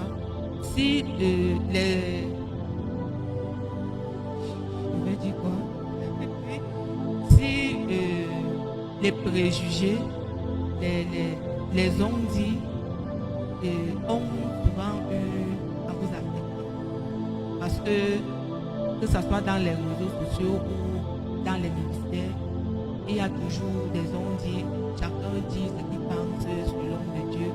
Et est-ce que ça a souvent eu à vous éclairer, à vous faire mal ou à vous pousser à agir autrement? D'accord. Agir autrement, non. Mais faire mal, oui. J'ai beaucoup été blessé par des agissements, que ce soit des frères, que ce soit des hommes de Dieu, et que ce soit venant de mes enfants dans la foi. Il y a des actes qui m'ont tellement fait mal, et la personne qui écoute ça, la personne qui subit ça, c'est mon épouse. Parce que des fois quand je sens mal, le plus souvent, à 90%, quand je sens mal, que j'ai été blessé, j'ai été heurté, j'ai été vraiment, ça m'a vraiment fait mal, c'est chez elle que je viens pleurer. Je viens pleurer. Des fois, Des fois, elle me trouve même dans la chambre, elle me voit triste. Et elle se met en cause, elle se dit que c'est peut-être elle a fait quelque chose et ça m'a énervé, voilà pourquoi je suis triste. Mais après, je lui explique non. Je lui dis que voici comme ça, peut-être à cause de tel, de mon enfant, comme ça, et tout. Ça m'a... Donc c'est elle qui écoute souvent, elle qui écoute tout ça. Elle dit qu'être papa n'est pas facile, être parent, père spirituel n'est pas Ce n'est même pas un peu facile. C'est-à-dire, on voit souvent les pasteurs devant là et on se dit qu'ils sont... il suffit qu'on te mette dans cette position seulement même pour une journée. Tu vas ressentir le mal qui est dedans. Comment vous faites pour penser cette blessure? Je crois que c'est à cause de ça que le Seigneur m'a fait passer par toutes ces difficultés que j'ai traversées pour créer en moi, parce qu'il y a beaucoup de choses que Dieu a travaillé en moi, parmi lesquelles la maturité spirituelle. Je n'étais pas mature. J'aimais Dieu. J'étais zélé, mais j'étais immature. Ce qui fait que j'étais immature à un point où je pouvais parler, dire quelque chose, et ce que j'ai dit me fait mal plus qu'à toi-même. Au point où je commence à me morfondre. J'étais immature au point où, quand j'entendais que telle personne a parlé, ça a dit mon cœur commençait à gonfler. Ça gonfle. Je ne parle pas à la personne, certes. Voilà pourquoi il dit tout à l'heure que agir, non. Je n'agissais pas. Jusqu'à présent, je n'ai jamais agi. C'est une chose que Dieu a travaillé dans mon esprit. Je ne sais pas si je suis le seul à qui il a fait ça, mais je sais que je ne suis pas le seul. Mais il y a une chose que Dieu a travaillé dans mon esprit, c'est l'amour. L'amour. Aimer, a dit, c'est mon épouse qui est même venue un peu briser ça. J'étais arrivé à un niveau où tu me fais du mal aujourd'hui. Tu me fais du mal, même si c'est une affaire de sorcellerie. Demain, je suis capable de manger avec toi dans le même plat. Et quand je mange comme ça, je n'ai pas d'arrière-pensée. Je te regarde, je te vois comme Dieu te voit. C'est derrière mon épouse que j'ai commencé un peu, parce qu'elle a commencé à me dire, fais attention. Donc ce qui fait que quand quelqu'un me faisait du mal, je ressentais mal, oui. Ça me faisait mal, mais je ne réagissais pas. Je ne pouvais pas réagir. Je ne réagissais pas jusqu'à présent. Je ne réagissais pas. Et au contraire, même des fois, c'est moi qui demandais même pardon. C'est-à-dire, je viens, je demande pardon juste pour que... C'est-à-dire, ce que je ressens là. Mais avec la maturité, j'ai appris qu'il y a certaines choses qu'il faut aussi souvent laisser. Il ne faut pas souvent aussi faire. Maintenant, quand je suis blessé, quand quelqu'un parle mal, quand quelqu'un dit des choses qui sont à caractère blessant, ça me fait mal, oui. Mais je ne sais pas comment je fais pour supporter ça. J'apaise. Quand je peux supporter seul, je supporte, je détruis, je calme et ça part. Quand je ne peux pas, je pars chez mon épouse. Je lui dis que... Ou des fois je ne parle même pas, des fois c'est elle qui constate. Et elle me pose la question, pourquoi tu es comme ça? Et là je lui dis que c'est à cause de ça. Et elle me parle et je guéris. Je vais donc poser ma dernière question. Parmi les dons du Saint-Esprit, quel est le don que vous manifestez parfaitement? La perfection. Parmi les dons du Saint-Esprit, déjà il faut dire que il n'y a aucun don que je manifeste que j'ai demandé à Dieu. Aucun.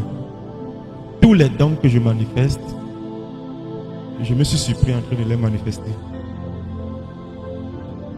Le seul don que Dieu m'a dit expressément que demande, c'était le don du discernement des esprits. Oui. Et j'ai demandé, je n'ai même pas demandé longtemps. J'ai reçu ce don. Mais parmi ces dons, quel est le don que je manifeste parfaitement? Quel est le don? Oui, le plus.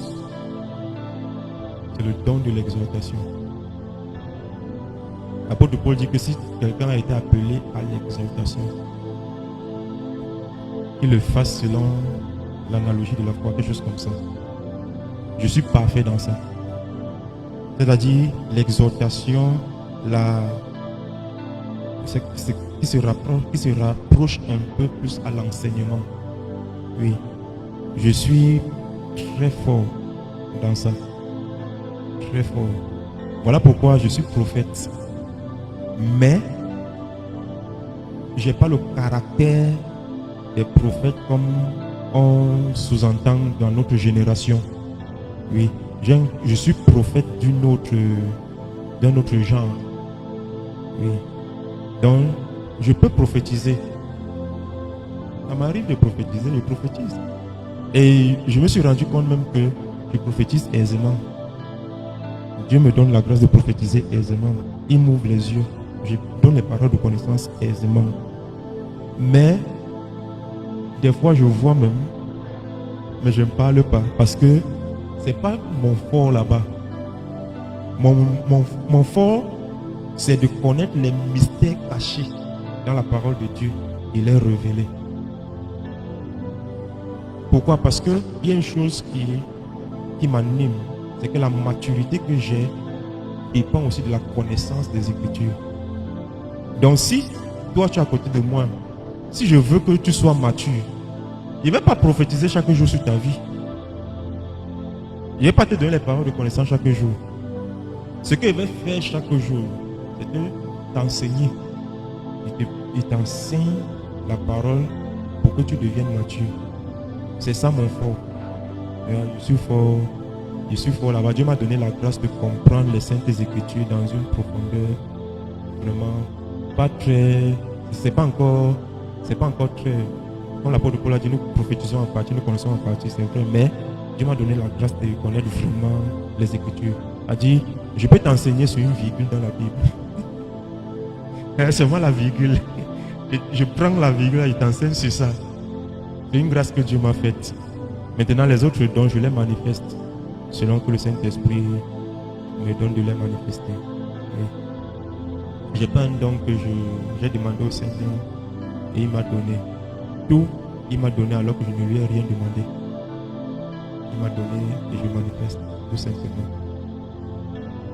D'accord, homme de Dieu, qu'est-ce que vous dites maintenant à tous les jeunes comme vous qui reçoivent l'appel de Dieu aujourd'hui? Ce que je peux dire à tous ces jeunes, c'est que je connais le pouvoir de la jeunesse. Je sais que quand on est jeune, on est attiré à faire beaucoup de choses, attiré par beaucoup de choses. Mais si un jeune se retrouve dans le ministère, c'est le meilleur choix possible. C'est le meilleur lieu que ce jeune peut être. Si tu es jeune et que tu es appelé au ministère, cherche à être formé. Moi, personnellement, le Seigneur, comme je le disais tout à l'heure, le Seigneur m'a interdit l'école de théologie. Il m'a interdit l'école de théologie. Il m'a dit 3 fois de suite, c'est moi l'Éternel Dieu qui te forme. Il me l'a dit 2 fois. Lui-même, il m'a dit ça 1 fois par la bouche d'une autre personne. Or, la personne ne lui avait jamais dit ça. Et la personne est venue me dire ça après que le Seigneur m'avait déjà parlé. Donc, le Seigneur m'a interdit l'école de théologie. Je pars par l'école de théologie. Je suis formé et j'ai été formé par le Seigneur lui-même. Mais vous n'êtes pas contre l'école de théologie? Et je ne suis pas contre l'école de théologie. Quelqu'un va aller à l'école de théologie, qu'il aille. Je ne suis pas contre l'école de théologie. Mon ministère, je le reçois du Seigneur lui-même. Et c'est lui-même qui me forme. Même au niveau de l'ordination. Je ne suis pas contre l'ordination. Mais si le Seigneur me donne, et je veux même bien qu'on m'ordonne, que les pères m'ordonnent, et je sais que ça va arriver. Mais j'ai reçu une ordination plus grande. Lorsque j'étais encore beaucoup, quand le Seigneur se révélait à moi pendant ces 2 semaines, j'avais une vision où, et c'est l'une des choses qui fait aussi que je suis ferme malgré les difficultés. Parce qu'en fait, rien ne me surprend. Le Seigneur m'a dit tout sur moi. Quand quelque chose arrive, je sais. Rien ne me surprend. Et cette nuit-là, je dors, je me retrouve dans une salle. Je me retrouve dans une salle et je suis en rang avec des hommes et des femmes, certainement des hommes et des femmes, mais j'étais en rang, on était comme ça alignés. Et moi je ne sais pas si j'étais au milieu, ou bien j'étais à 75% de la ligne, ou bien, mais j'étais pas au début, j'étais pas à la fin, j'étais au milieu. Et le Seigneur était devant nous. Il était devant nous et il y avait un fût dans lequel il y avait l'huile. Et il avait un seau à main. Voilà comment s'est passée mon ordination dans le ciel spirituel. Il avait un seau, il a puisé l'huile avec le seau. Il est parti au début de la chaîne. Avec le seau, il a commencé à verser l'huile sur la tête des gens. Avec le même seau, il verse. Quand il arrive à mon niveau, il ne verse pas, il me saute.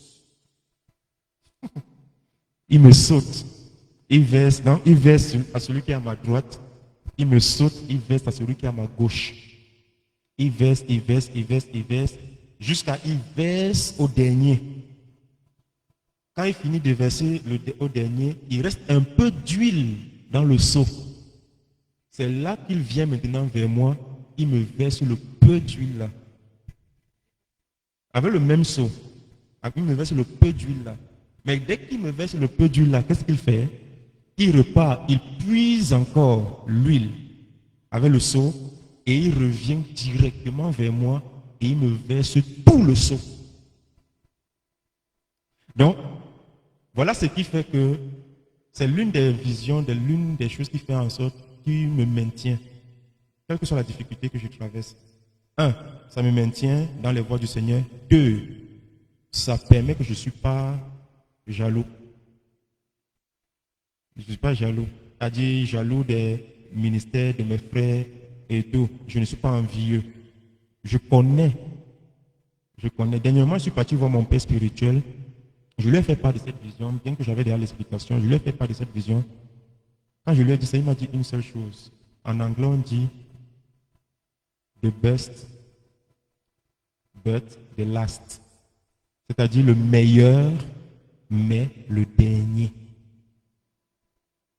Justement. Et c'est ce que moi-même j'avais compris. Donc ce qui fait que mon ministère peut être comme cela actuellement. Je suis conscient que l'onction que je manifeste maintenant, c'est la petite onction qu'il avait versée sur moi quand il a fini de verser sur les autres. Un temps vient où il y aura une onction plus grande. Et ce temps-là, ça sera dans le temps de la fin. De la fin. Voilà pourquoi je ne cours pas. Certes, en tant qu'homme, je veux que les choses avancent.